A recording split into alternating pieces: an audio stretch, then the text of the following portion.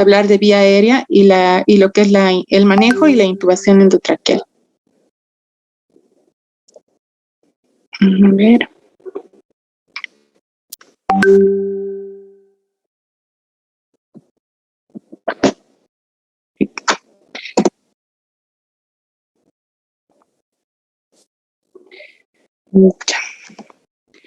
Vamos a iniciar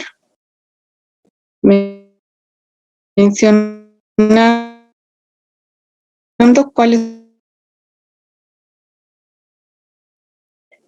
y los objetivos van a ser conocer la anatomía y fisiología de la vía aérea, poder clasificar la vía aérea como ya sea difícil o de intubación o ventilación difícil o no, conocer los dispositivos que tenemos disponibles para la intubación endotraqueal.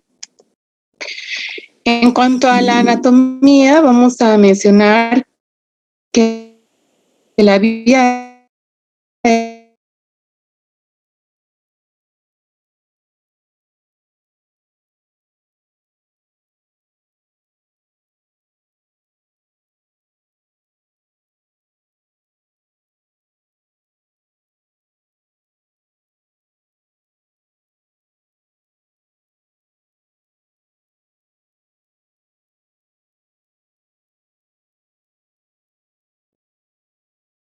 nadie sabe.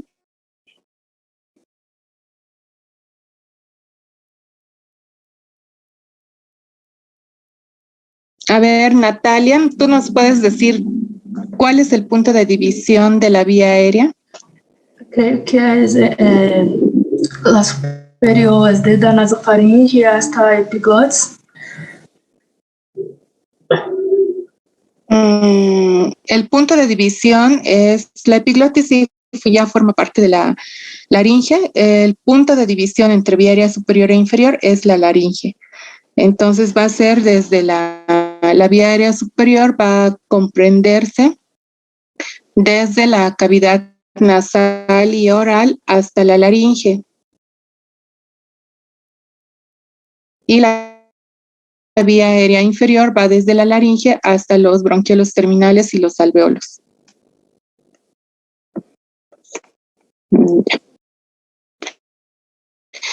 Entonces, los componentes de la vía aérea superior van a ser la cavidad nasal, la cavidad oral, la faringe en sus tres porciones, la epifaringe, la nasofaringe, la orofaringe y la hipofaringe o la laringofaringe. Y la laringe es el punto de división entre la vía aérea superior e inferior. Las funciones de la vía aérea superior van a ser filtrar el aire que va a ingresar del medio ambiente, calentar el aire que ingresa hasta 37 grados centígrados y humidificar este aire a un 100% de agua. Y tenemos que va a comprender desde la cavidad nasal u oral hasta la laringe, ¿no? Y la vía aérea inferior se va a comprender desde la laringe hasta los sacos alveolares. Desde la división 16 de los bronquios terminales, esta zona va a estar dividida en una zona de conducción y en una zona de transición o una zona respiratoria. La zona de conducción es el espacio muerto de la vía aérea en la que no hay intercambio gaseoso.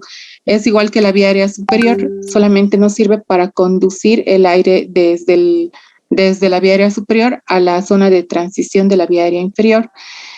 En este espacio no hay intercambio gaseoso y la irrigación que recibe va a ser una irrigación nutricional, va a recibir sangre ya oxigenada de la aorta. En la zona respiratoria ya se produce el intercambio gaseoso, están los bronquiolos respiratorios, los conductos alveolares y los sacos alveolares. Esta zona va a tener una irrigación funcional, recibe sangre de la arteria pulmonar y en esta zona es en la que se produce la oxigenación de la sangre.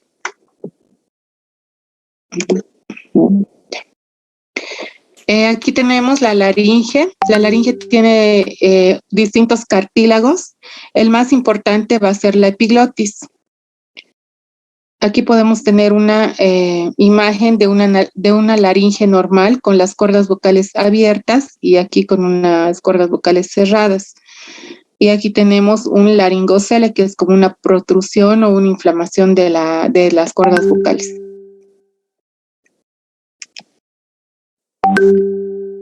La clasificación de la vía aérea. Habíamos mencionado en la clase anterior que tenemos distintos test para predecir si una vía aérea va a ser difícil o va a ser fácil. Entonces tenemos el test, el más común es el de Mallampati, que nos va a dar una relación que existe entre el tamaño de la lengua con la cavidad oral, en la que se observan las distintas estructuras de la cavidad oral. La clase 1 es la vía aérea fácil, en la que se observan todas las estructuras, la úvula, los pilares amigdalinos, el paladar blando y el paladar duro. En la clase 2 solamente se observa la úvula, el paladar blando y el paladar duro. En la clase 3 se observa parte de la úvula, el paladar blando y paladar duro, y en la clase 4 solamente se observa el paladar duro. Entonces esto nos va a dar como una predicción de lo que vamos a observar al realizar la laringoscopía. Esto es lo que vamos a observar al realizar la laringoscopía en cuanto a las cuerdas vocales. Otros test, tenemos la distancia tiromentoniana. También tenemos la apertura bucal y la subluxación mandibular, en la que evaluamos la protrusión de los dientes inferiores en relación a los superiores. Cuando los pacientes son capaces de realizar una protrusión, como se ve aquí en el grado mayor a 0, nos va a dar una indicación de que la vía aérea es fácil, no nos va a presentar mayor dificultad porque es posible realizar una subluxación, a diferencia de cuando no pueden realizar una protrusión mandibular. Y el rango de movilidad de la cabeza, que también nos va a permitir permeabilizar la vía aérea y poder alinear los ejes. Se considera una vía aérea difícil cuando esta vía aérea es difícil de ventilar con una mascarilla, cuando el paciente presenta barba, cuando tiene una obesidad con un índice de masa corporal mayor a 26 kilos por metro cuadrado, tiene ausencia de piezas dentarias, es mayor a 55 años en caso de hombres o mayor a 65 en caso de mujeres, y es un paciente roncador. Ya habíamos dicho que el síndrome de apnea obstructiva del sueño ya nos da una indicación de que va a ser una vía aérea difícil. Entonces tenemos los dispositivos de manejo de vía aérea. ¿Qué dispositivos de manejo de vía aérea conocen? Gabriela, ¿tú me puedes decir qué dispositivos conoces de vía aérea?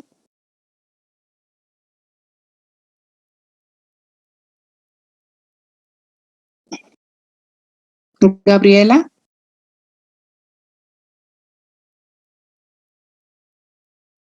No está. Daniel.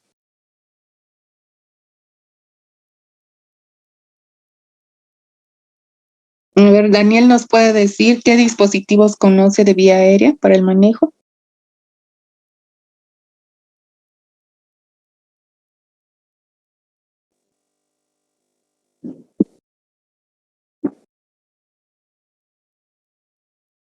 Daniel, ¿no está?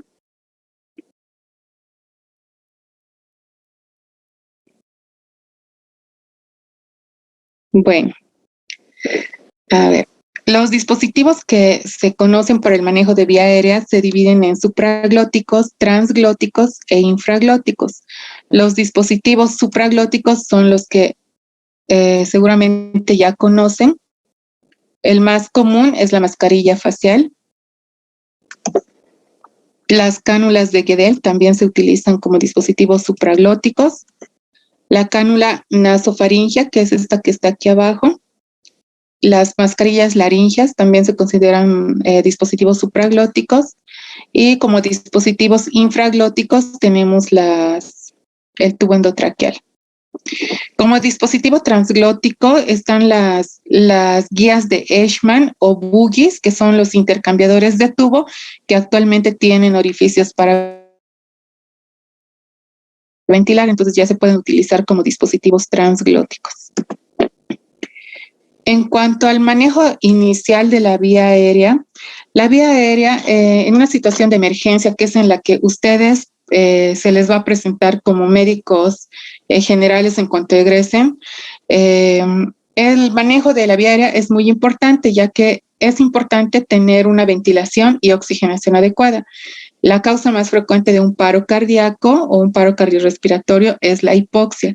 En caso de tener un paciente que tenga depresión neurológica o tenga algún evento que comprometa su vía aérea, si este no llega a oxigenar bien los órganos vitales, va a sufrir un paro cardíaco. Entonces, es muy importante la ventilación y la oxigenación adecuada. Cuando se encuentra en esta situación un personal poco experimentado, muchas veces creen que se debe intubar al paciente, pero no tienen la experiencia ni el entrenamiento para poder hacerlo. Entonces, se debe ventilar y se puede ventilar solamente con la mascarilla facial. Entonces, deben tener las maniobras adecuadas para realizar una ventilación que sea efectiva. Entonces, para poder realizar una ventilación efectiva, primero se debe permeabilizar la vía aérea. Hay dos maniobras que se utilizan para permeabilizar la vía aérea. Una que es la maniobra de frente-mentón, en la que se pone o se coloca los dos dedos debajo del mentón y se jala hacia arriba, posicionando la frente en una posición neutra. Entonces, esto nos va a ayudar a alinear los ejes. Otra maniobra es la subluxación mandibular, en la que se utiliza las dos manos, colocando los pulgares a ambos lados del mentón y el resto de los dedos en las ramas mandibulares. También se realiza una protrusión o se jala el ángulo de la mandíbula hacia adelante y hacia arriba, sosteniendo el mentón en su mismo sitio. Entonces, esto nos ayuda a permeabilizar la vía aérea también. Cuando los pacientes tienen pérdida de conciencia, generalmente la vía aérea se obstruye con la lengua, entonces es lo que debemos liberar con estas maniobras para poder iniciar una ventilación. Entonces, la correcta colocación de la mascarilla, una vez permeabilizada la vía aérea, se puede realizar con una mano o con dos manos. Con una mano tenemos la técnica de la C y E. Se forma una C sobre la mascarilla colocando el dedo pulgar y el dedo índice. Y la E se forma con el resto de los dedos colocándolos en la rama mandibular. Siempre se debe permeabilizar. Jalar la rama de la mandíbula hacia adelante y hacia arriba con una ligera hiperextensión del cuello. Si colocamos la mascarilla y no permeabilizamos la vía aérea y empezamos a ventilar al paciente, esa ventilación no va a ser efectiva y de todos modos el paciente va a entrar en hipoxia y posteriormente un paro. La otra maniobra con las dos manos, que generalmente se da en pacientes obesos, es en la que se colocan los dos pulgares sobre la mascarilla y el resto de los dedos se utiliza para jalar la rama de la mandíbula y el ángulo de la mandíbula, buscando siempre una hiperextensión y una subluxación de la mandíbula. Tenemos otro dispositivo que es la cánula de Guedel. La cánula de Guedel nos ayuda a conducir el aire o el oxígeno de la parte exterior del cuerpo hacia las vías respiratorias. Hay distintas cánulas que son, esta es la de Guedel, hay unas cánulas que tienen canales a los lados, de todos modos igual permiten el mismo paso de aire. La cánula de Guedel se coloca en los adultos con la maniobra de 180 grados. Se debe introducir primero mirando la punta hacia el paladar. Se introduce hasta chocar el paladar y una vez que choca el paladar se da un giro de 180 grados y se posiciona en una posición anatómica con la lengua. Esta cánula de Guedel debe ser elegida adecuadamente en tamaño para el paciente y la medición se debe realizar desde la comisura bucal hasta el ángulo de la mandíbula. En los niños, la colocación de la cánula de Guedel en niños menores de 2 años se puede realizar de forma directa, sin realizar el giro de 180 grados con ayuda de un bajalenguas para no llevar la lengua hacia atrás y obstruir más la vía aérea. En caso de elegir una cánula de Guedel de tamaño inadecuado, por ejemplo, aquí tenemos una cánula de Guedel que es más pequeña que la que corresponde al paciente. Esta se queda como a mitad de la lengua y la lengua de todas formas va a obstruir la vía aérea y la cánula de Guedel no nos va a permitir ningún intercambio gaseoso. En caso de ser la cánula de Guedel mayor al tamaño que corresponde al paciente, va a obstruir directamente la vía aérea. Entonces, no vamos a tener una oxigenación adecuada, a pesar de que tengamos las maniobras con la mascarilla, la cánula de Guedel nos va a obstruir la vía aérea. También tenemos la cánula nasofaringea. También deben ser elegidas adecuadamente en tamaño y se mide desde la fosa nasal hasta el ángulo de la mandíbula. Estas cánulas nasofaríngeas son menos traumáticas, son de un material similar al de silicona, es de fácil colocación, no requiere ningún entrenamiento especial y se va a ubicar en la orofaringe. Nos permite un intercambio gaseoso del aire hacia las vías respiratorias. La mascarilla laringea es otro dispositivo supraglótico que tampoco requiere un entrenamiento especial para su manejo. Es reutilizable, no es traumática y es un dispositivo que presenta un balón en la punta que nos va a ayudar a sellar la vía digestiva y a aislarla de la vía respiratoria.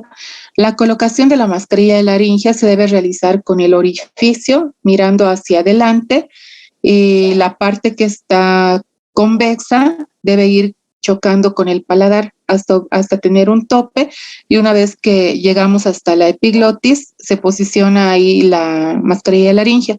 Se debe corroborar la correcta posición con la auscultación pulmonar bilateral y verificar e insuflar el balón del globo hasta que no tengamos fugas. Siempre verificar que no se tengan fugas, porque puede haber una regurgitación del contenido gástrico que de todas formas podría ingresar a las vías respiratorias si esta no está bien sellada. Entonces, la mascarilla laringea se va a ubicar de esta forma.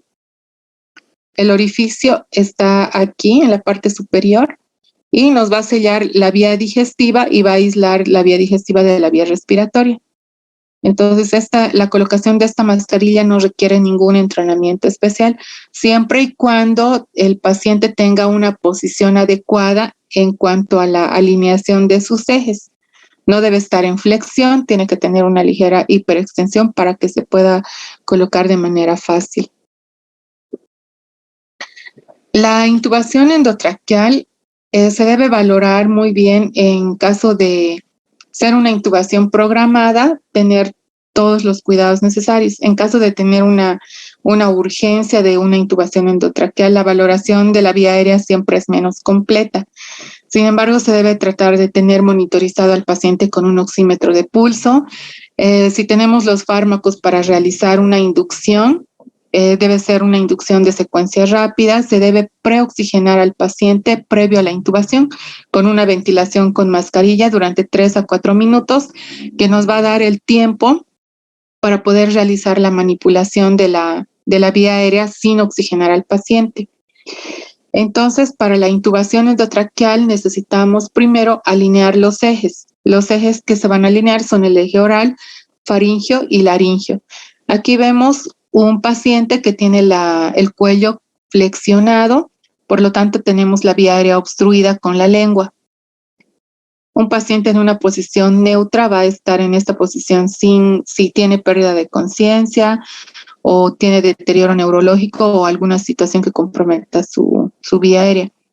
Una vez que tenemos alineados los ejes con la técnica frente-mentón, vamos a tener la vía aérea permeable y los ejes van a estar más alineados. Entonces, esto nos va a facilitar la intubación endotraqueal.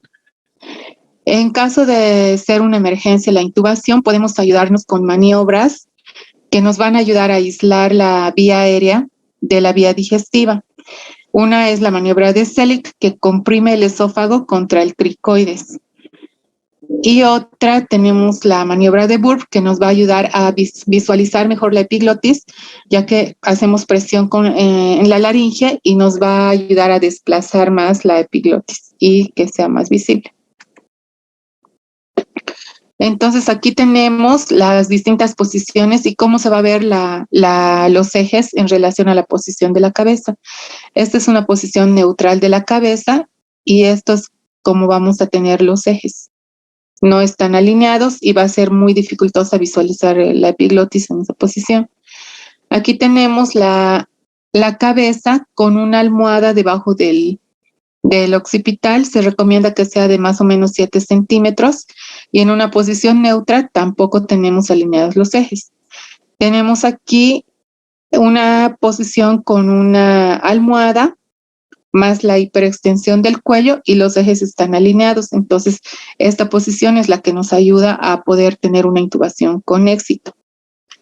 Aquí tenemos la cabeza con hiperextensión del cuello, pero sin la almohada. De todos modos, no nos va a ayudar a alinear los ejes y las maniobras que vamos a tener que realizar van a ser más dificultosas. ¿Qué materiales necesitamos para la intubación? Vamos a requerir de un laringoscopio que puede ser de dos tipos. El laringoscopio con hoja curva, que es el Macintosh, y el laringoscopio con hoja recta, que es el Miller. Entonces es muy importante elegir la hoja adecuada, el tamaño adecuado para el paciente. Entre otros materiales vamos a requerir los tubos endotraqueales, que estos pueden ser con tubos armados o tubos convencionales. Una guía maleable en caso de presentarse una vía aérea que probablemente pueda ser difícil. Las guías nos ayudan a dirigir el tubo y darle ya una forma previamente a la laringoscopía. Se puede utilizar también las pinzas de McGill que nos ayudan a dirigir el tubo hacia la epiglotis y una sonda de aspiración. En lo posible siempre debemos tener un equipo de aspiración para evitar una broncoaspiración en caso de presentarse una regurgitación. Las indicaciones de la intubación endotraqueal van a ser una obstrucción aguda de la vía aérea, el deterioro neurológico, la presencia de secreciones pulmonares abundantes, el mal manejo de estas, la pérdida de reflejos, una insuficiencia respiratoria o inestabilidad hemodinámica. Entonces, en cualquiera de las situaciones se puede requerir de un manejo de la vía aérea. Previo a realizar la laringoscopía, si tenemos a disposición de los fármacos necesarios, es muy importante darle al paciente analgesia, hipnosis y relajación neuromuscular para no tener otro tipo de complicaciones. ¿Qué podría producirse en caso de tener una laringoscopía traumática o qué sistema se puede estimular y producir algún reflejo durante la laringoscopía? ¿Quién puede decirme algo? ¿Qué reflejo se produce? ¿Saben algo de qué reflejo se puede producir durante la laringoscopía? Marisol. Buenas noches, doctora. ¿De náuseas, doctora? Si el paciente está despierto, sí, se pueden producir náuseas. Hay un reflejo mucho más importante, que es el reflejo vagal. Entonces, al hacer una manipulación de la vía aérea en un paciente que está despierto, es más probable que se produzca y nos va a producir una bradicardia severa. Entonces, al retirar el laringoscopio, esa bradicardia se restablece a una frecuencia cardíaca normal. Entonces es muy importante tener todos estos puntos: analgesia, hipnosis, relajación neuromuscular. Los fármacos y las dosis están mencionados aquí. El más utilizado como analgésico es el fentanil. Aquí no está mencionado, de una dosis de 4 o 5 microgramos por kilo. Como hipnótico generalmente utilizamos el propofol. Es el más común, o el midazolam que se tiene en las unidades de urgencias. Y como relajante neuromuscular suelen utilizar en las unidades de emergencia la succinilcolina. En los quirófanos se prefiere el rocurón. Entonces, a ver. La técnica que se va a utilizar para la intubación endotraqueal va a ser sostener el laringoscopio del mango con la mano izquierda. Con la mano izquierda, introducir el laringoscopio por el lado derecho de la boca, por la comisura bucal, desplazando la lengua hacia el lado izquierdo para que no nos obstruya la visión hacia la epiglotis. Una vez que tengamos el laringoscopio dentro de la cavidad bucal, se debe avanzar observando las estructuras a medida que vamos avanzando hasta visualizar la epiglotis, y una vez posicionados en la vallécula, que es arriba de la epiglotis, con un laringoscopio Macintosh con hoja curva, desplazar el mango hacia adelante y hacia arriba para poder tener una mejor visión. Esta es la visión que vamos a tener, la de la derecha, con una hoja curva de laringoscopio. La hoja se va a posicionar en la vallécula, arriba de la epiglotis. Y esta es una visión con una hoja recta, la hoja Miller, que esta hoja va a atrapar la epiglotis y se va a llevar la epiglotis junto con todo lo que desplacemos hacia arriba. Esta hoja se ubica debajo de la epiglotis y es esta la visión que nos va a dar, y esta la de la hoja curva. Entonces, una vez realizada la laringoscopía, esto es lo que podemos observar, es la clasificación de Cormack-Lehane, en la que el grado 1 se observa completamente la glotis, es una intubación muy fácil con visión directa. El grado 2 se observa la comisura posterior del anillo glótico, solamente la parte de abajo. En el grado 3 solo se ve la epiglotis, y en el grado 4 no se observa ninguna estructura de la laringe. Esto varía también en relación a la técnica que tenga el operador. Si no se realiza una laringoscopía de forma adecuada, podríamos tener una visión de grado 3 o grado 4, siendo que con una técnica correcta se pueda tener un grado 1 también. También se puede realizar una intubación nasotraqueal, dependiendo si tenemos alguna indicación para esto. En la intubación nasotraqueal se introduce el tubo endotraqueal a través de una de las fosas nasales, se elige la más permeable. Si el paciente está consciente, se le pide soplar por una de las fosas, entonces se elige la más permeable. Se debe tener cuidado con el plexo de Kesselbach para no producir un sangrado. Una vez introducido el tubo hasta la cavidad oral, se realiza la laringoscopía de todas formas, y con ayuda de la pinza McGill se dirige el tubo hacia la epiglotis y ya se posiciona con visión directa. Otros dispositivos de ayuda en el manejo de la vía aérea, sobre todo en la vía aérea difícil, son los videolaringoscopios. Los videolaringoscopios tienen una hoja con mayor curvatura, tienen un sistema de transmisión de imagen en la parte distal.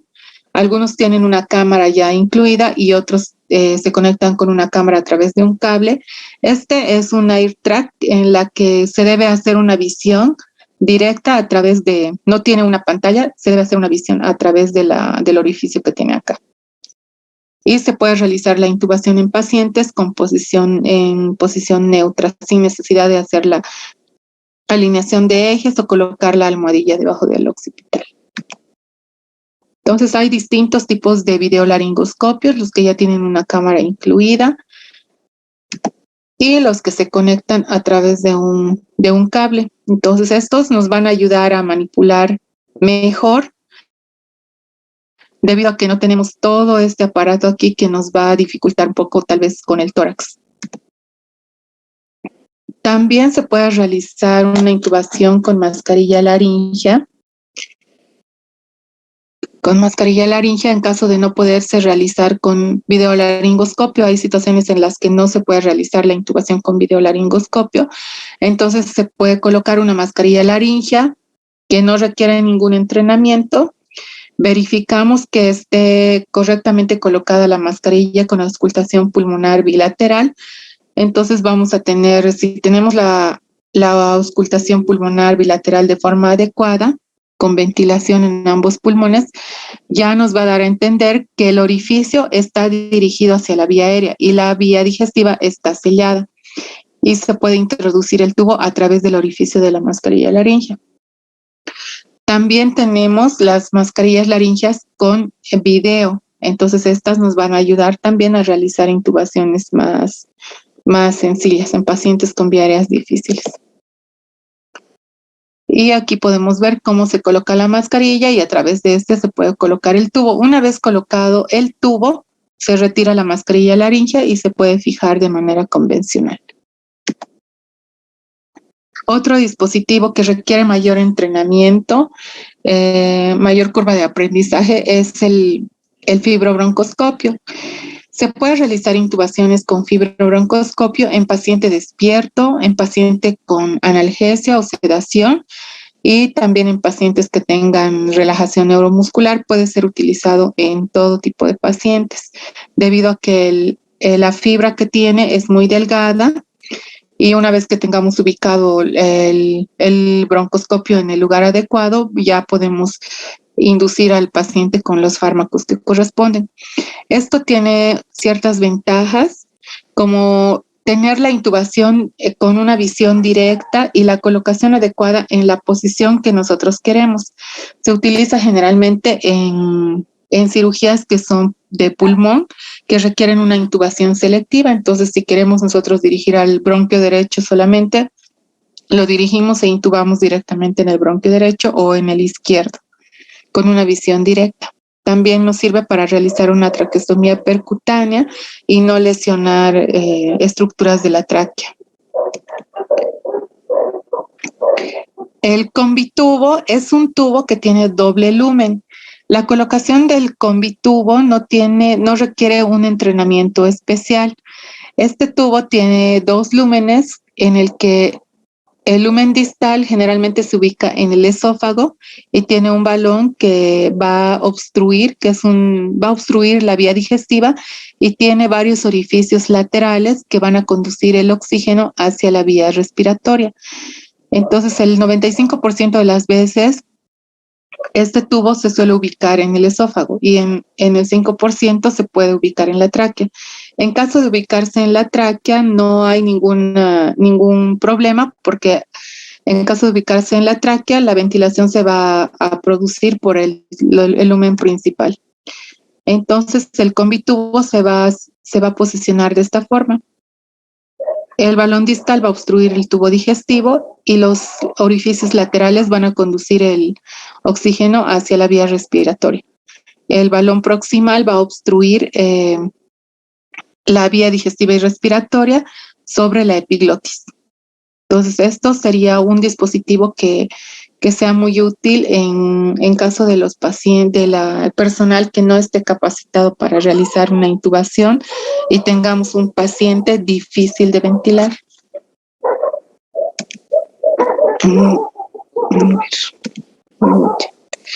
Tenemos que valorar muy bien a los pacientes para estar preparados y no tener complicaciones como una hipoxia.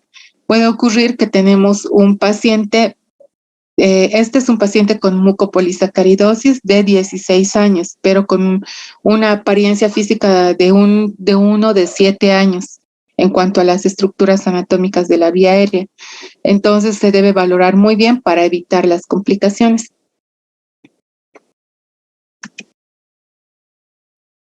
En esta niña, ¿cuál es el predictor de vía aérea difícil que podemos observar? Grecia, ¿qué observas en esta niña que nos puede decir que es una vía aérea difícil?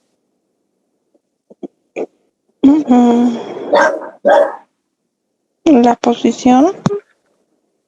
No, la posición está ya dada por el médico. ¿Está con inflamación, doctora? No, es una paciente que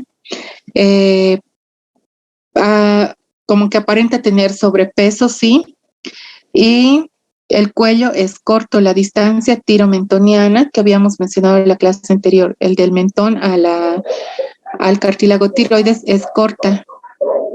Entonces son como 2 centímetros más o menos, entonces la distancia tiromentoniana en ella es corta. A ver. En esta paciente, ¿qué predictor de vía aérea difícil o qué estructura anatómica creen que nos podría ocasionar alguna dificultad? A ver, Yamilet, si nos puedes ayudar.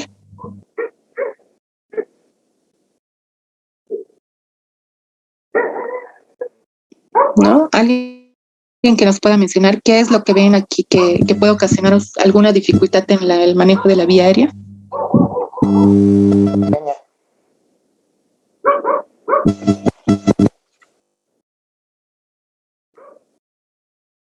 Natalia, Que la nariz es muy pequeña de la paciente. la nariz. Sí.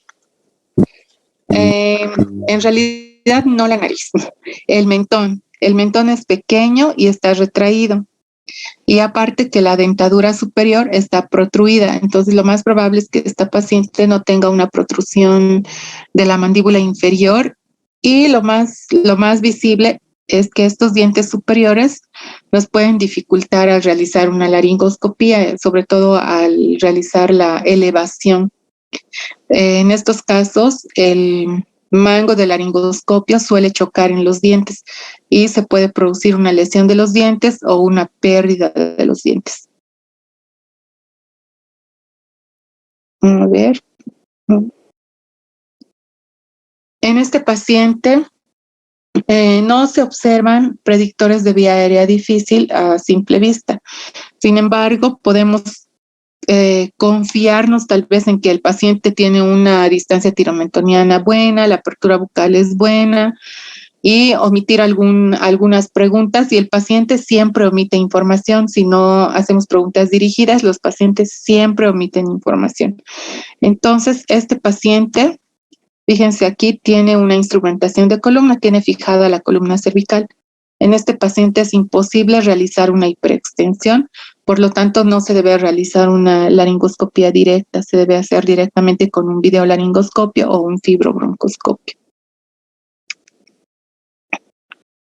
Y estos pacientes van a requerir manejos diferentes según a lo que cada uno presenta. Este paciente con obesidad mórbida, aquí en una posición neutra, tiene el cuello muy corto, está el cuello flexionado y esto va a suponer una intubación muy difícil, incluso la ventilación puede ser imposible. Y en estos pacientes se recomienda una posición en rampa, se puede colocar con unos campos si no se tiene una mesa quirúrgica que se pueda posicionar de forma adecuada, entonces se puede utilizar de esta forma. En el caso de ustedes, cuando egresan de la carrera, se pueden encontrar con un paciente obeso que requiera una ventilación, no va a ser en quirófano, va a ser en un ambiente extrahospitalario, en una emergencia. Entonces esto es lo que pueden realizar. Y miren cómo cambia la vía aérea, la disposición, cuando tenemos la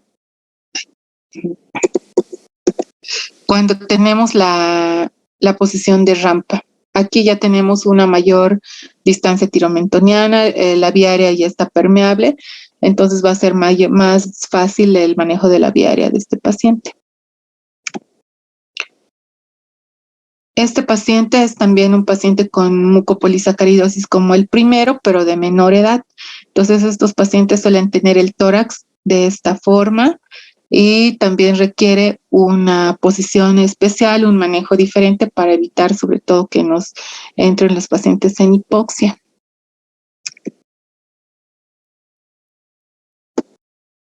Y aquí tenemos una intubación con videolaringoscopio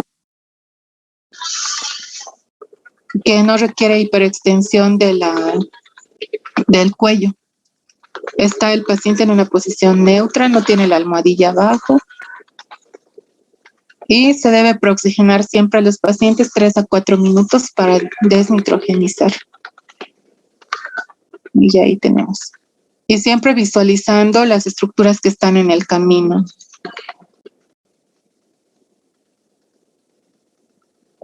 Esta es una guía de Eichmann o Buggy, que tiene ya una curvatura preformada. Se introduce esa y a través de eso se puede introducir el tubo posteriormente. Ahí están introduciendo el tubo.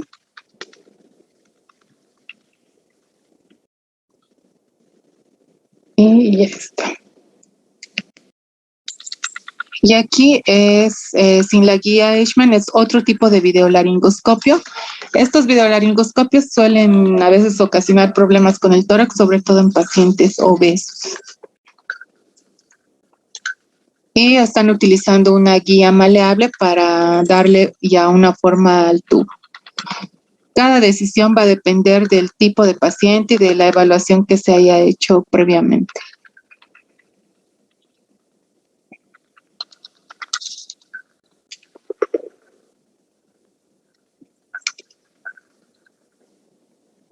Ya está. Entonces, la evaluación que se realice va a ser siempre muy importante. Vean aquí en esta imagen, tenemos el mismo paciente con barba y sin barba. Entonces, ¿qué predictores de vía aérea difícil tiene este paciente? ¿Quién me puede decir?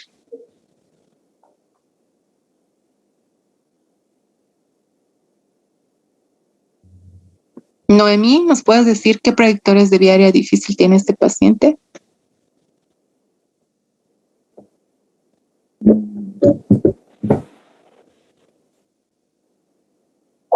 Doctora, buenas Sí. noches. No sé si eso es una maloclusión o es o su maxilar es más pequeña de serio. Su maxilar es pequeña. No es algo patológico, no parece ser algo patológico. Es la constitución del paciente, ¿no? Tiene una retrognatia muy marcada.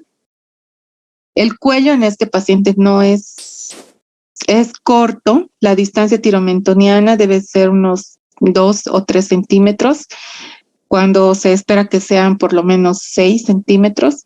Entonces, este paciente sí tiene una vía aérea bastante difícil. De acuerdo a la evaluación, hay que estar preparados. Antes estaba indicado pedir a los pacientes que se rasuren la barba previo a una cirugía. Ahí podríamos tener este hallazgo. En la primera imagen, el paciente no nos da ningún indicativo de una vía aérea difícil y podríamos estar en problemas en el momento de una intubación. De todas formas, si se tiene a disposición otros dispositivos como una mascarilla laringea, por ejemplo, ya es de bastante ayuda en caso de no poder realizar una ventilación. En estos pacientes suele ser difícil la ventilación por la dificultad en la permeabilización de la vía aérea o de la subluxación mandibular también. ¿Alguna pregunta o algún comentario que quieran realizar?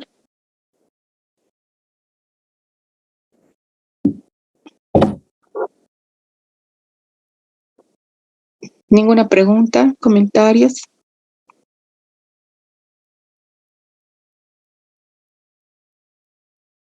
Ya. Doctora, perdón, la parte de medicamentos, de analgésicos, Ujú. ¿era Ventamil? ¿A cuánta dosis o cuánto se calcula, doctora? Fentanil. El fentanil es un opioide, es el que se utiliza generalmente. De 2 a 5 microgramos por kilo es la dosis. Sin embargo, para la intubación se recomienda las dosis más altas, 4 o 5 microgramos por kilo. Pero la dosis que vayan a utilizar de fármacos va a depender también, y el tipo de fármaco sobre todo, va a depender de cuánta experiencia tengan para realizar la intubación. El fentanil a una dosis alta produce apnea. Si ustedes le producen apnea al paciente y no pueden realizar la intubación, va a ser un problema mucho mayor. Entonces, Si utilizan el fentanil, lo recomendado para ustedes sería 2 o 3 microgramos por kilo, si no tienen un entrenamiento o una curva de aprendizaje alta en la intubación, ¿no? En ocasiones, en las unidades de emergencia, suelen utilizar solamente midazolam para realizar la intubación, eso por seguridad del paciente y del mismo médico, ¿no? En caso de no poder tener éxito con la intubación, entonces el paciente sigue ventilando. Una forma de intubar al paciente despierto sin tener reflejos es el bloqueo de nervios laringeos. Se puede realizar un bloqueo a nivel de la tráquea y eso ya le va a abolir los reflejos que pueda tener el paciente y también infiltrando lidocaína sin una aguja en la cavidad oral, pidiéndole que haga gárgaras. Entonces eso nos da una seguridad también de que el paciente no va a dejar de ventilar y no vamos a estar en problemas al momento de intubar. ¿Alguna otra pregunta, comentarios?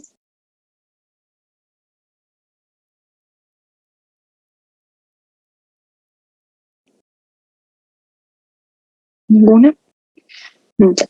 Alguien me había comentado que no les comunicaron que el examen sí está para la fecha del viernes. No les dijeron nada sobre la fecha de examen.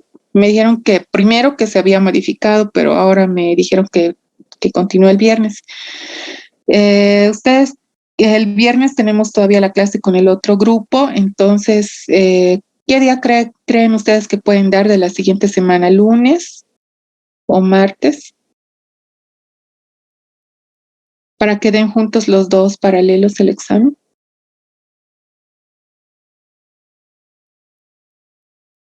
Chicos. Martes, doctora. ¿Martes? Voy a hacer martes, doctora, para que no tengamos mucho horario. Está bien. Entonces, El martes de la próxima semana, como va a ser presencial, hay dos grupos que tienen urología práctica hasta las 8:30. Sí. ¿A qué hora creen que sea conveniente? A las 9. 9.